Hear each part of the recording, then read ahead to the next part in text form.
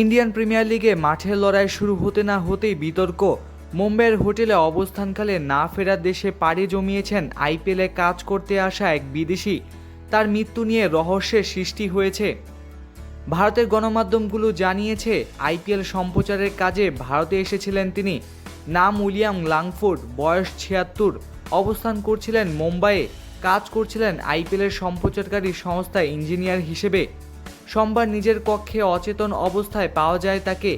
দ্রুত এই ব্রিটিশ নাগরিককে হাসপাতালে নিয়ে যান। তবে চিকিৎসকরা জানান উইলিয়াম পাড়ি জমিয়েছেন না ফেরার দেশে। যদিও পুলিশ দাবি করেছে ময়নাতদন্তে সন্দেহজনক কিছু পাওয়া যায়নি। এরপরও রহস্যজনক মৃত্যুর মামলা দায়ের করা হয়েছে। জিজ্ঞাসাবাদের মুখে পড়েছে হোটেলটির কর্মীরা। খতিয়ে দেখা হচ্ছে সিসিটিভি ফুটেজও। তার প্রয়াণে শোক প্রকাশ করে এক বিবৃতিতে বিসিসিআই জানিয়েছে, আমাদের চিন্তা ও প্রার্থনা তার পরিবার এবং বন্ধুদের জন্য। আইপিএল এই কঠিন সময়ে উইলিয়াম লাংফোর্ডের পরিবারের প্রতি সব ধরনের প্রয়োজনীয় সহায়তা ও সমর্থন প্রদান করতে প্রতিশ্রুতিবদ্ধ। আইপিএলের সুসম্পন্ন কার্যক্রমে জড়িত প্রত্যেক সদস্যের স্বাস্থ্য, নিরাপত্তা এবং সামগ্রিক সুরক্ষা সর্বোচ্চ গুরুত্বের বিষয় হিসেবে অব্যাহত থাকবে।